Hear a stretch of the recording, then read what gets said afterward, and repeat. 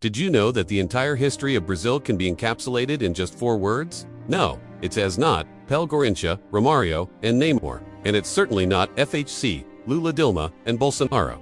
These are 4 elements that no one taught you correctly in school. 4 elements that explain precisely why Brazil exists in its current form today. And look, once you unearth what these 4 elements are, an enormous amount of information will coalesce in your mind. You will grasp 500 years of Brazilian history in a manner that has never been disclosed to you.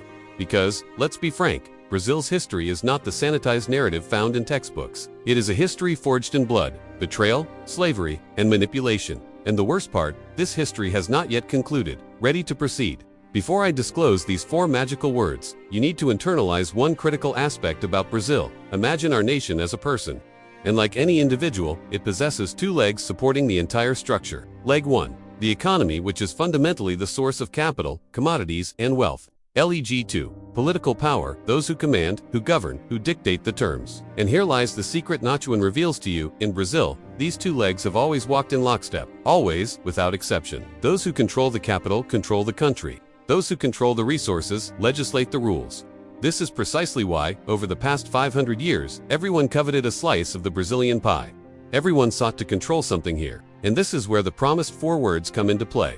Brazelwood, sugar, gold, coffee. These 4 commodities did not merely construct Brazil, they explain Brazil. Act 1. Before the Portuguese, but hold on. Brazilian history did not commence in 1500. That much is self-evident, is it not? People were inhabiting this land long before the Portuguese materialized with their caravels. We are discussing 45,000 years ago.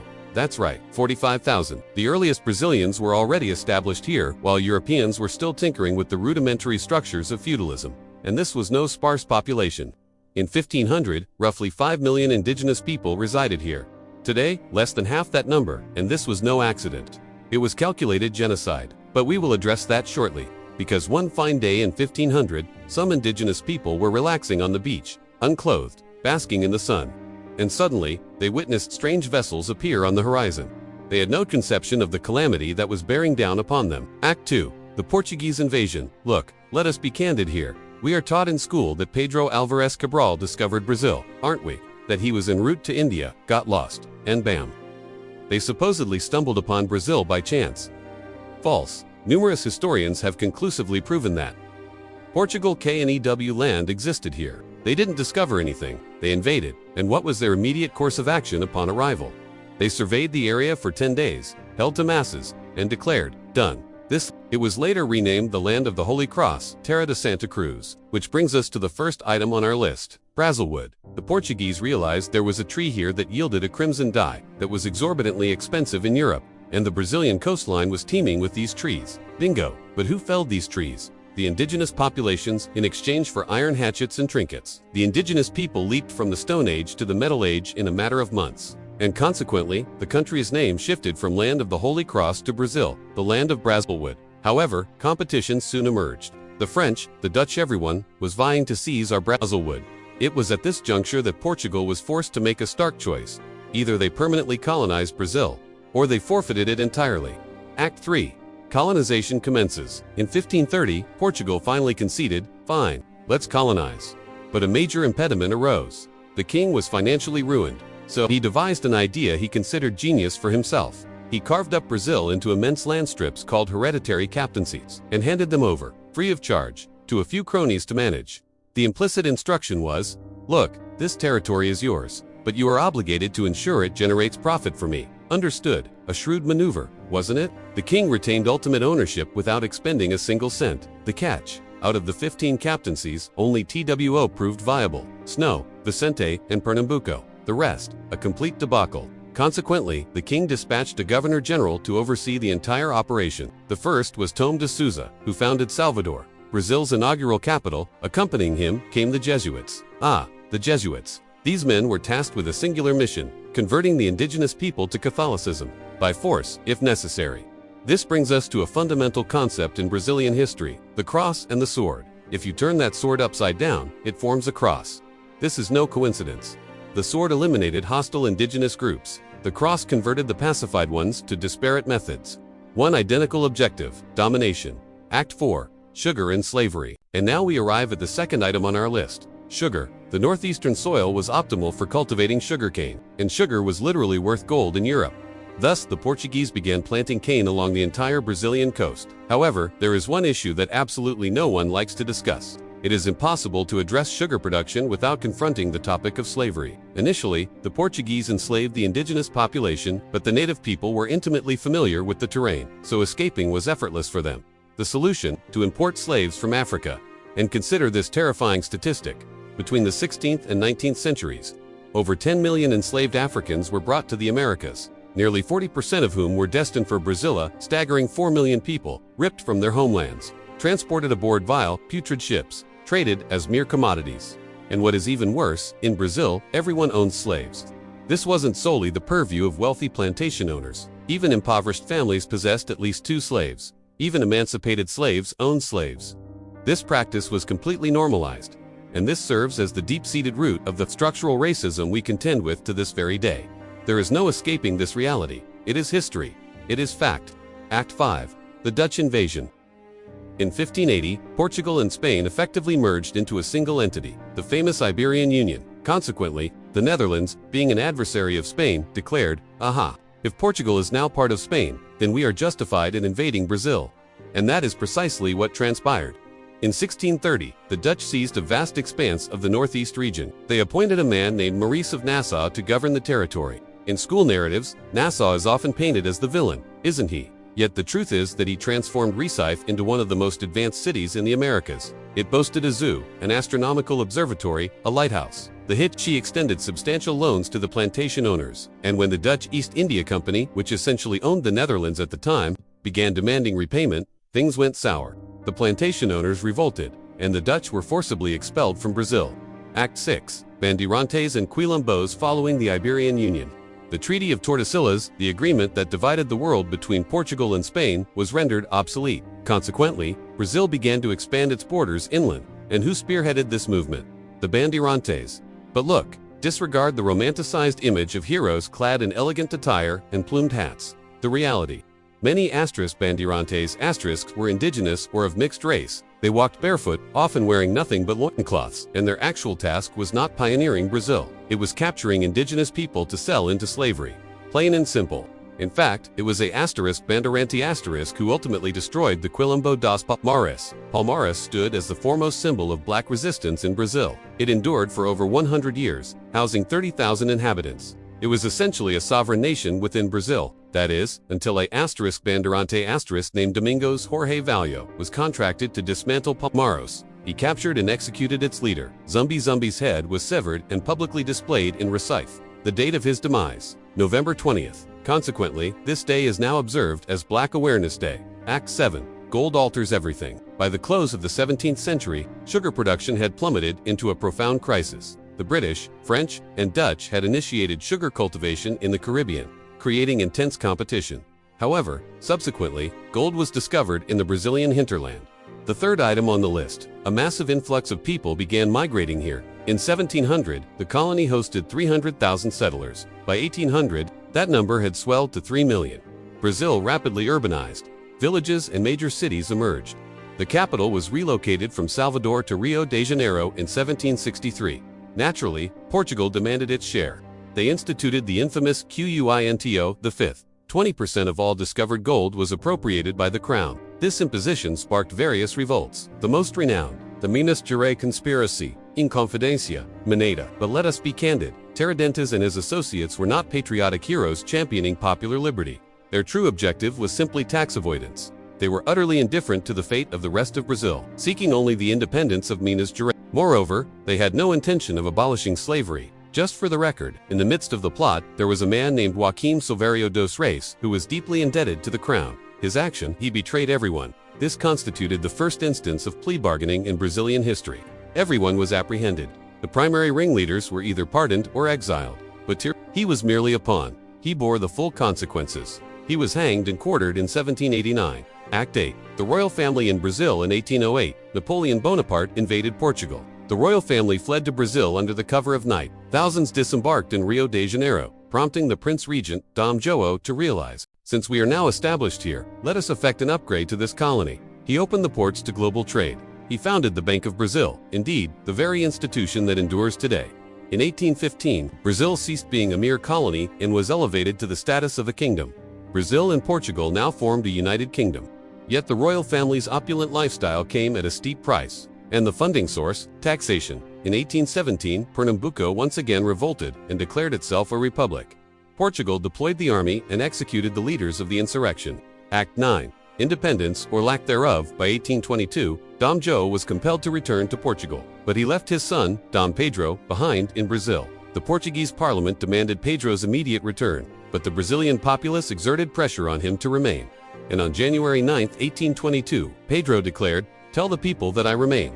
Months later, on September 7, on the banks of the Ipiranga River, Pedro is said to have issued the famous cry, "Independence or death." But eventually, Brazil attained independence, and Pedro became Dom Pedro I, the Emperor of Brazil. Act 10. The disastrous reign of Pedro I. Dom Pedro I's tenure was an absolute fiasco. He dissolved the Constituent Assembly through sheer force because he sought absolute power for himself. He initiated a war with Argentina over the Cispaltine province, which became Uruguay. He lost the war. He incurred massive expenditures. He triggered runaway inflation. Furthermore, he continually traveled to São Paulo merely to see his paramour, the Marchioness of Santos. The result? Uprisings across the entirety of Brazil. In 1831, he was compelled to abdicate. The throne passed to his son, who was merely 5 years old. Act 11. Dom Pedro II and coffee. As Dom Pedro II was a minor, Brazil was governed by regents. During this period, numerous insurrections erupted. The Cabinagem, the Balaída, the Sabinada, the Ragamuffin War. The Gauchos nearly seceded from Brazil. The elites then decided, this cannot stand. We must stage a coup, and they declared Dom Pedro II to be of age, at 14 years old, and you know what? It proved immensely successful. Dom Pedro II was arguably one of the finest rulers Brazil has ever had. During his reign, the Brazilian economy skyrocketed, driven by coffee, the fourth item on the list. Agricultural outputs surged by 900%. São Paulo began to industrialize. The coffee barons emerged. Brazil was absolutely flourishing. But then, the Paraguayan War began. Brazil, Argentina, and Uruguay formed the Triple Alliance against the dictator Solano Lopez. The war spanned years. It was a bloodbath. Paraguay was utterly decimated, but Brazil prevailed. Act 12, Abolition and the Republic. Throughout Dom Pedro II's tenure, mounting pressure for the cessation of slavery intensified. England ceased supporting the slave trade, not out of benevolence, but due to economic interests. It became cheaper to import poor European immigrants than to purchase slaves. Thus began mass immigration. Italians, Portuguese, Germans, Japanese, all flocking to Brazil to work on the coffee plantations. And on May 13, 1888, Princess Isabel signed the Lei Golden Law. Slavery was fully abolished. But do you know what plan the government had to integrate the formerly enslaved into society? Absolutely none. It was essentially, look, you are free. Now, fend for yourself. The result? Unemployment, destitution, marginalization. And that is why, even to this day, the black population suffers the repercussions of this profound policy neglect. Meanwhile, the powerful landowners were incensed by the abolition. They quickly allied with the military establishment to overthrow the emperor. On November 15, 1889, Marshal Deodoro da Fonseca proclaimed the Republic. It was a coup d'état. The populace had no voice. They had no vote. Dom Pedro II was banished. And thus, the Brazilian Republic began. Act 13. The Republic of the Sword and Coffee with Milk. Deodoro da Fonseca became the first president. However, he misgoverned so poorly that he was compelled to resign. Who succeeded him? Another military figure, Floriano Pux. This period became known as the Republic of the Sword, because the military settled all matters through sheer coercion and force. But soon after, the power was seized by the coffee barons. This initiated the infamous coffee with milk politics, política do café com leite. The presidency rotated between São Paulo coffee interests and Minas Gerais dairy interests. A president from São Paulo, followed by one from Minas Gerais, then another from São Paulo, and so on in sequence. Yet the true power brokers were the Corone, the colonels, the major landowners. They exerted total control. They engaged in vote buying. They manipulated elections. It was a period defined by absolute coronelismo Act 14 and Getúlio Vargas. In 1930, the coffee with milk politics came to an abrupt end. President Washington Luiz from São Paulo decided to endorse another paulista instead of the politicians from Minas Gerais were outraged and threw their support behind a Gaúcho vezes a nativa of Rio Grande do Sul, named Getúlio Vargas. Getúlio lost the election, but he staged a coup and seized power by force. This marked the beginning of the Vargas era. Getúlio was a born populist. He instituted extensive labor laws, including the CLT consolidation of labor laws, minimum wage, and mandated vacations. The common people revered him.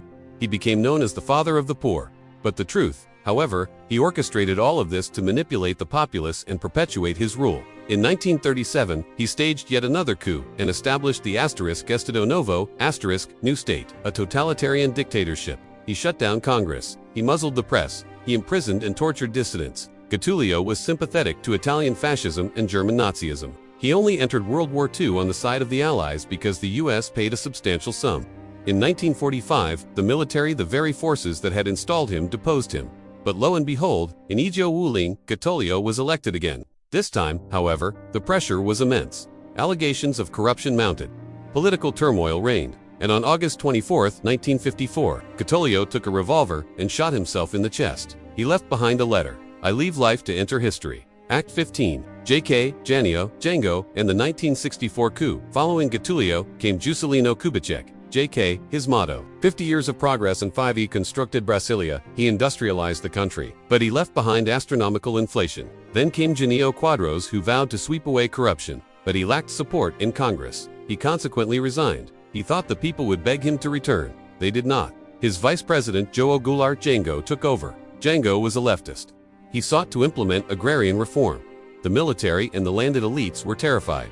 And on April 1, 1964, they staged a military coup. Act 16. The military dictatorship. The military dictatorship lasted 21 years, 1964 to 1985. It began with Castelo Branco, who promised to restore democracy. A lie. Next came Costa e Silva, who instituted a I-5 Institutional Act No. 5, the dictatorship's most brutal decree. Complete censorship, imprisonments, torture, disappearances. Then came Medici. The period known as the Lead Years repression reached its peak.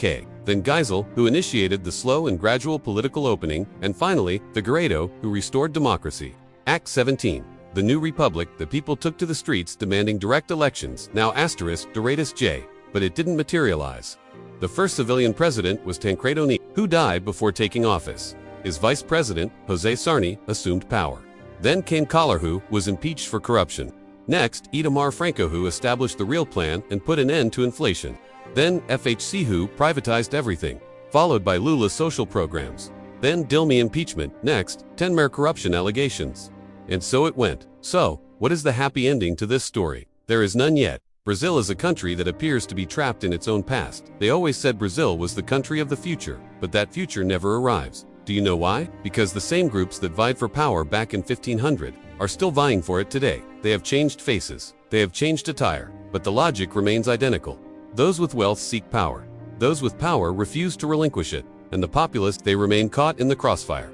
But Brazil's history is not over yet, and who will write the next chapters? We will, the Brazilian people. It has always been us who drove the history of this nation. We were the ones who planted the sugarcane. We were the ones who found the gold. We were the ones who harvested the coffee. We were the ones who fought for abolition. We were the ones who built this country. And it will be us who transform Brazil into a country where the government serves the people, and not the other way around. This is the true happy ending. And it begins now. If you have made it this far, comment below. 500 annos. Hit the like button. Subscribe to the channel, and share this video, because knowledge is power. The more widely the truth about Brazil is known, the nearer we come to establishing a truly equitable nation. Cheers, and I'll see you in the next video.